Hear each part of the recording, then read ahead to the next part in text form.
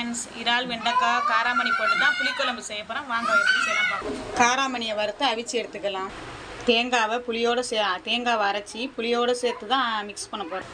புளி தண்ணியோட தேங்காய் அரைச்சி மிக்ஸ் பண்ணியாச்சு. எப்போவுமே புளிக்குழம்பு செய்யும்போது புளி கம்மியாகவும் தக்காளி அதிகமாகவும் சேர்த்திங்கன்னா புளிக்குழம்பு வந்து ரொம்பவே டேஸ்ட்டாக இருக்கும். அடுப்பு சூடாகிடுச்சு. இப்போ வெங்காயம்,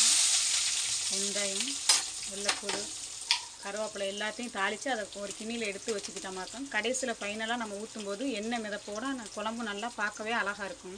அப்புறம் காயெல்லாம் கொட்டி வதக்க வேண்டியதான். காய் வதங்கிடுச்சு. இப்போ வந்து குழம்பு நம்ம ஊற்றிக்கிறோம். மசாலா தண்ணியை ஊற்றிக்கிட்டு இறாலையும் கூடவே போட்டு குழம்பு நல்லா கொதிக்குது. இப்போ காராமணியை கொட்டி ஃபைனலாக வந்து கொத்தமல்லி தூள் ஊற்றிருங்க.